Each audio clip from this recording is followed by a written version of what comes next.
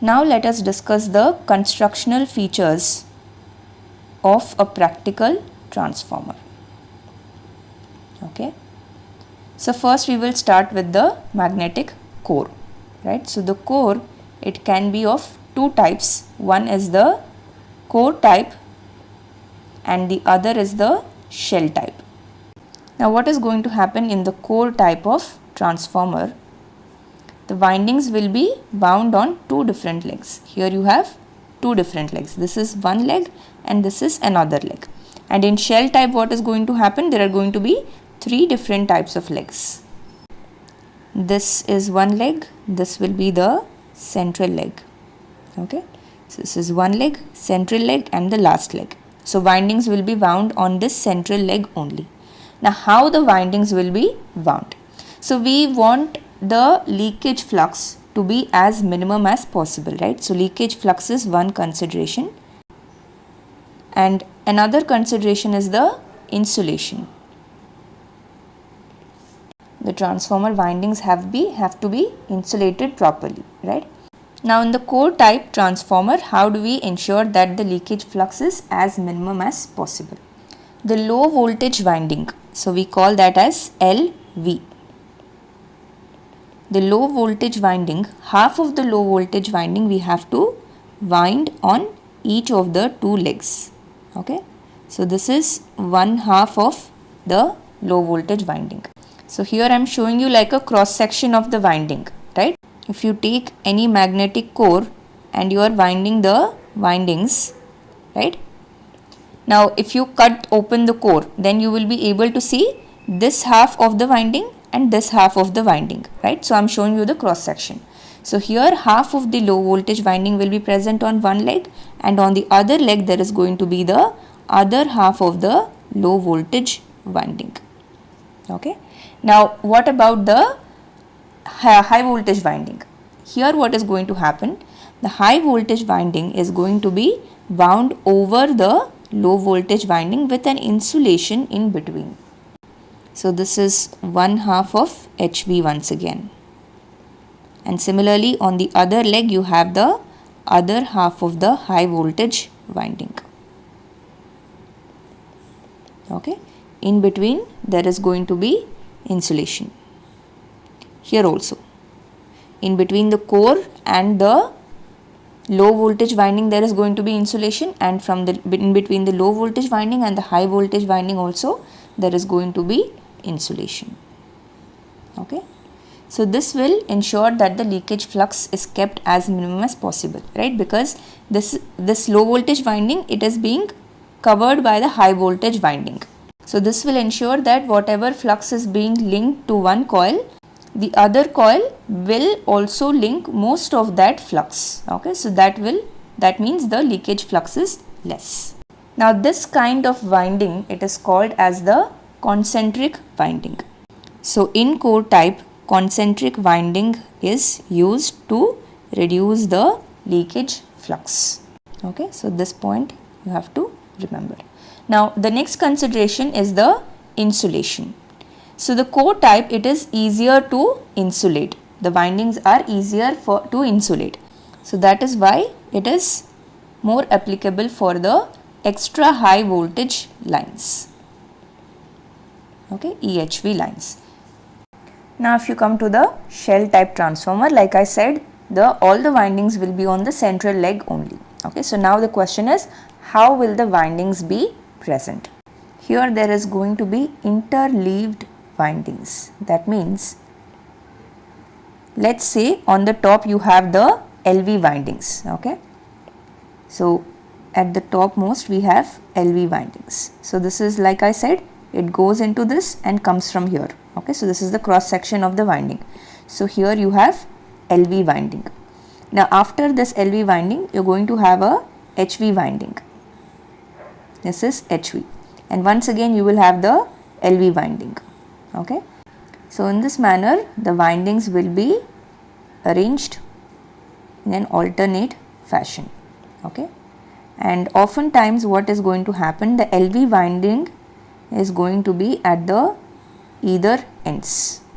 Okay, So this is because the insulation that has to be kept between the low voltage winding and the core will be less as compared to the insulation that we need if there was a high voltage winding next to the core. So this is the arrangement in shell type core. Okay. So here it is interleaved and here it is concentric winding. Now what is the advantage of shell type? Why do we use it at all? Right?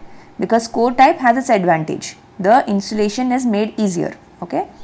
Here in shell type there is going to be better mechanical support to the windings. Okay. And since the insulation is not a very big concern when it comes to low voltage or medium voltage lines, the shell type is more used for medium and low voltage applications. Now one more important topic when it comes to the constructional feature of the core is the material that we are going to use. Okay. So the material that we are going to use, this is the CRGO silicon steel. So what is meant by CRGO? This is cold rolled grain oriented silicon steel. Okay. So it is abbreviated as CRGO.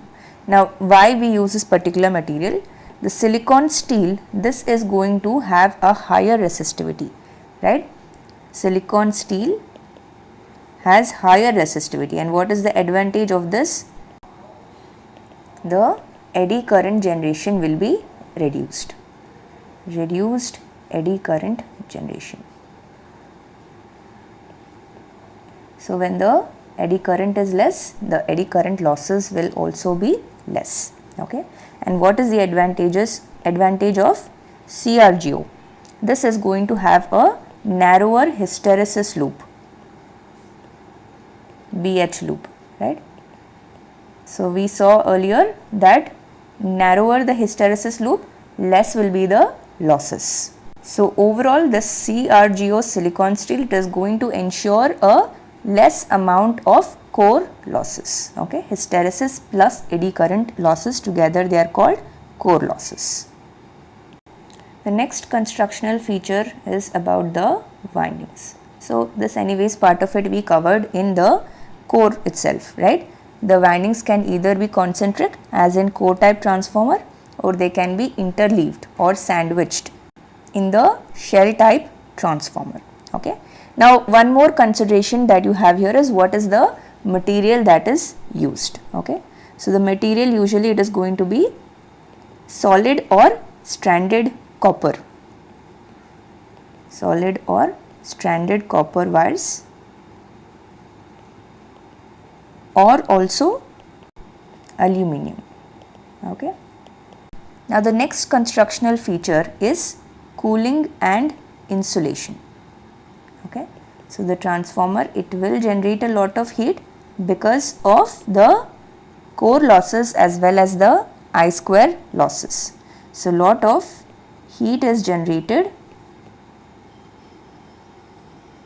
due to core losses and copper losses. So the ohmic losses we call as copper losses, right?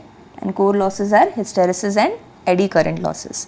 So in order to address this, we need to have some cooling system in place, and also we need insulation. So first, how do we achieve this cooling system? Okay, the entire setup, the magnetic core and the windings, they are immersed in a tank that is filled with an oil. Okay, and this oil will help cool the transformer, this entire setup. So the setup of core plus windings is immersed in a tank filled with a cooling oil. So this is often called as the transformer oil. Now the heat, they can be dissipated either in the natural circulation, by natural circulation, or forced circulation. So the oil will circulate within the tank by means of natural circulation, that is anyways there. But for high voltage there has to be a forced circulation. A forced circulation, we make use of a pump to circulate the oil. Now, if any of you have seen a actual transformer in the substation or even on the roadside distribution transformers, you can see sometimes what they are going to have. There is going to be a box, and beside it there is going to be small rods like this. Okay.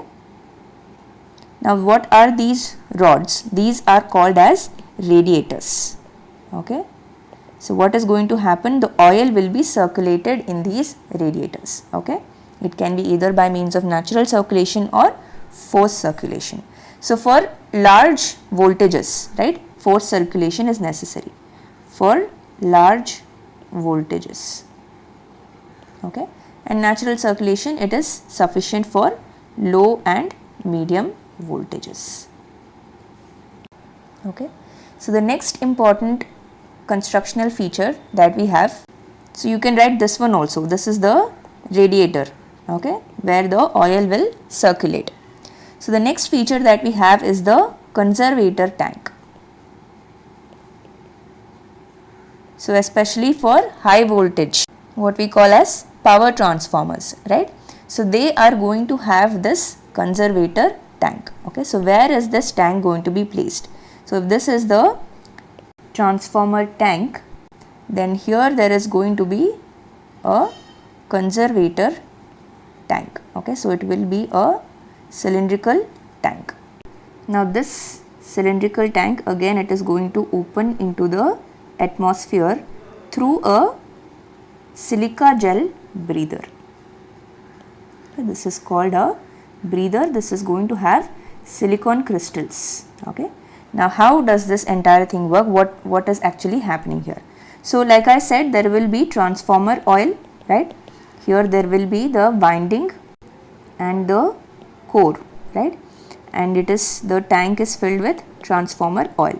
Now what is happening, whenever it is the temperature is high, the transformer oil is going to expand and it is going to go into the conservator tank. There will be, to a certain level, the conservator tank is going to be filled. Okay. So if the oil further expands, then the conservator is going to be filled up totally, and whatever air that was initially present in the conservator tank, that is going to escape into the atmosphere through this breather. Okay. Now what will happen when the temperature has cooled down? Okay. Then some of the oil from the conservator tank, this is going to go back into the transformer main tank. Okay. So this basically acts like a reservoir when the temperature is lowered. Okay. But then what will happen? Some amount of air will flow into this conservator tank. So when air flows into this conservator tank, the silica gel crystals, they are going to absorb the atmosphere, because we don't want any humidity to go inside this transformer tank. So you can write down a few points here. Conservator tank is placed above the main tank, and when temperature is increased, when temperature is high because of the losses, the transformer oil will expand and enters the conservator tank. Okay. The oil in the conservator tank is then pushed out into the atmosphere.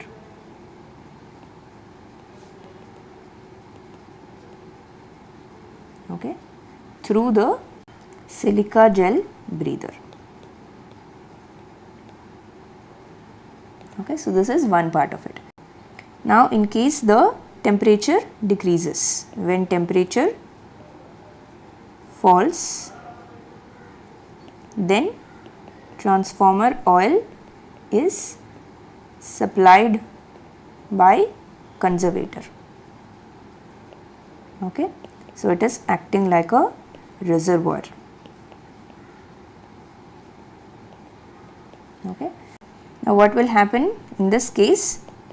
Air will be sucked in, atmospheric air, through the breather. Okay. And the silica gel crystals are going to ensure that no moisture enters the tank. Okay. So this is the entire cooling process. So remember, this setup is mostly for high voltage transformers only. And next we have Buchholz relay. So this is basically like a protection system for the transformer. It protects against the internal faults. So be it any short circuit fault between the turns, right, the windings may touch each other, or there might be excess heating, any of the kind of faults that can occur in a transformer, that can be protected by the Buchholz relay. Okay. So this is basically a gas actuated relay. That means the relay is triggered depending on the production of a gas. Okay. So whenever a fault occurs, what will happen? The transformer oil is heated and it vaporizes, okay, because of the heat. So once it vaporizes, the formation of vaporize means there will be a gas, right? So this formation of gas, that is going to trigger the Buchholz relay.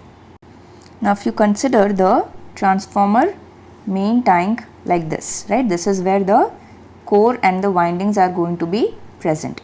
Now from the main tank, there is going to be a connection to the conservator tank. Okay. Now the Buchholz relay, it is going to be placed in between the main tank and the conservator tank. Okay. So that is where it is going to be placed. So you can write down, this is the main tank, this is the conservator tank, and this is going to be the Buchholz relay. Okay. So what is happening? In case of fault, the transformer oil is heated and vaporizes. Okay. And this formation of gases will trigger the Buchholz relay.